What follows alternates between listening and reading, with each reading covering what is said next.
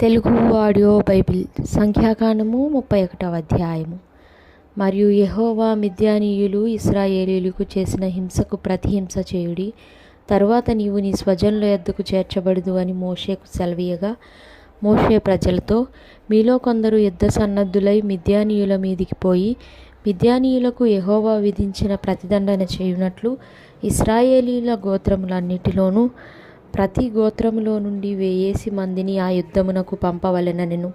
అట్లు గోత్రం ఒక్కటింటికి 1000 మంది చొప్పున ఇశ్రాయేలీయుల సేనల్లో నుండి 12,000 యుద్ధవీరులు ఏర్పరచబడగా, మోషే వారిని, అనగా ప్రతి గోత్రము నుండి 1000 మందిని యాజకుడగు ఎలియాజరు కుమారుడైన ఫినెహాసును పంపెను. అతని చేతిలోని పరిశుద్ధమైన ఉపకరణములను ఊదుటకు బూరలను యుద్ధమునకు పంపెను. యెహోవా మోషేకు ఆజ్ఞాపించినట్లు వారు మిద్యానీయులతో యుద్ధము చేసి మగవారినందరినీ చంపిరి. చంపబడిన ఇతరులు గాక మిద్యాను రాజులను, అనగా మిద్యాను 5 రాజులైన ఏవీని, రేకెమును, సూరును, హూరును, రేబను చంపిరి. బెయోరు కుమారుడైన బిలామును ఖడ్గముతో చంపిరి. అప్పుడు ఇశ్రాయేలీయులు మిద్యాను స్త్రీలను, వారి చిన్నపిల్లలను చెరపట్టుకుని వారి సమస్త పశువులను, వారి గొర్రె మేకలన్నిటినీ, వారికి కలిగినది యావత్తును దోచుకొనిరి. మరియు వారి నివాస పట్టణములన్నిటినీ, వారి కోటలన్నిటినీ అగ్నిచేత కాల్చివేసిరి. వారు మనుష్యులనేమి పశువులనేమి సమస్తమైన కొల్ల సొమ్మును మిద్యానీయుల ఆస్తిని యావత్తును తీసుకొనిరి. తరువాత వారు మోయాబు మైదానములలో యెరికో యొద్దనున్న యొర్దాను దగ్గర దిగియున్న దండులో మోషే యొద్దకును యాజకుడైన ఎలియాజరు నొద్దకును ఇశ్రాయేలీయుల సమాజమునొద్దకును చెరపట్టబడిన వారిని, అపహరణములను, ఆ కొల్ల సొమ్మును తీసుకొని రాగా, మోషేయు యాజకుడైన ఎలియాజరును సమాజ ప్రధానులందరూ వారిని ఎదుర్కొనుటకు పాలెములో నుండి వెలుపలికి వెళ్ళిరి. అప్పుడు మోషే యుద్ధసేనలో నుండి వచ్చిన సహస్రాధిపతులను శతాధిపతులునగు సేనానాయకుల మీద కోపపడెను. మోషే వారితో, మీరు ఆడువారినందరినీ బతుకనిచ్చితిరా? ఇదిగో, బిలాము మాటను బట్టి పెయోరు విషయంలో ఇశ్రాయేలీయుల చేత యెహోవా మీద తిరుగుబాటు చేయించిన వారు వీరు కారా?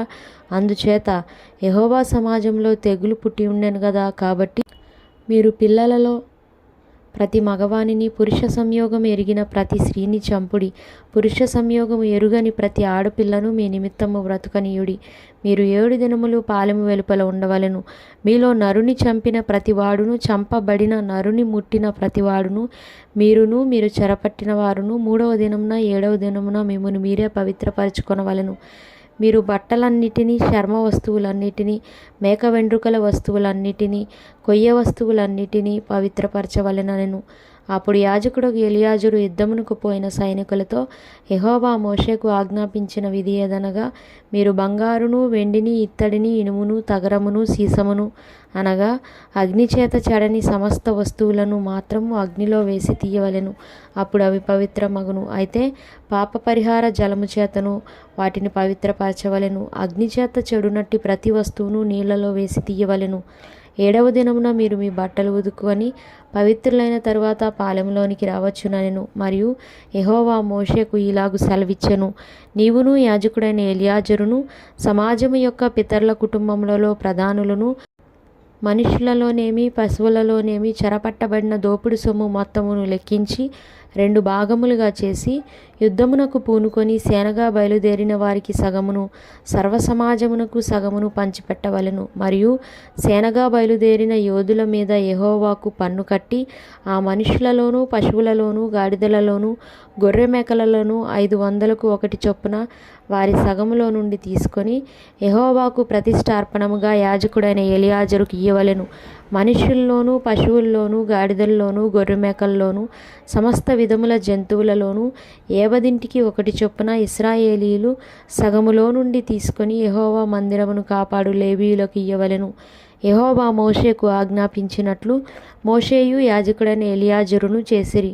ఆ దోపుడు సొమ్ము, అనగా ఆ సైనికులు కొల్లబెట్టిన సొమ్ములో మిగిలినది 6,75,000 గొర్రె మేకలను, 72,000 పశువులను, 61,000 గాడిదలను, 32,000 మంది పురుష సంయోగం ఎరుగని స్త్రీలును, అందులో అరవంతు, అనగా సైన్యముగా పోయిన వారి వంతు గొర్రె మేకల లెక్క ఎంతనగా 3,37,500. ఆ గొర్రె మేకలలో యెహోవాకు చెల్లవలసిన పన్ను 675. ఆ పశువులు 36,000, వాటిలో యెహోవా పన్ను 72. ఆ గాడిదలు 30,500, వాటిలో యెహోవా పన్ను 61. మనుష్యులు 16,000 మంది, వారిలో యెహోవా పన్ను 32. యెహోవా మోషేకు ఆజ్ఞాపించినట్లు మోషే పన్నును, అనగా యెహోవాకు చెల్లవలసిన ప్రతిష్ఠార్పణమును యాజకుడైన ఎలియాజరునికిచ్చెను. సైనికుల యొద్ద మోషే తీసుకొని ఇశ్రాయేలీయులకిచ్చిన సగము నుండి లేవీయులకిచ్చెను. 3,37,500 గొర్రెమేకలను, 36,000 గోవులను, 30,500 గాడిదలను, 16,000 మంది మనుషులను సమాజమునకు కలిగిన సగమై ఉండగా, మోషే ఇశ్రాయేలీయులకు వచ్చిన ఆ సగము నుండి మనుషులలోనూ జంతువులలోనూ 1 చొప్పున తీసి యెహోవా మోషేకు ఆజ్ఞాపించినట్లు యెహోవా మందిరమును కాపాడు లేవీయులకిచ్చెను. అప్పుడు సేనా సహస్రముల నియామకులు, అనగా సహస్రాధిపతులను శతాధిపతులను మోషే యొద్దకు వచ్చి, నీ సేవకులమైన మేము మా చేతి క్రిందనున్న యోధులను లెక్కించి మొత్తము చేసితిమి.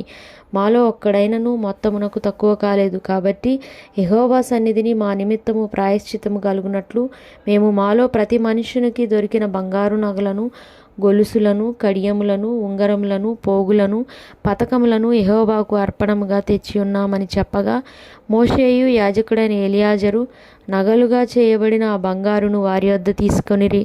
సహస్రాధిపతులను శతాధిపతులను ప్రతిష్ఠార్పణముగా యెహోవాకు అర్పించిన బంగారమంతయు 16,750 తులములు. ఆ సైనికులలో ప్రతివాడును తన మట్టుకు తాను కొల్ల సొమ్ము తెచ్చుకొని ఉండెను.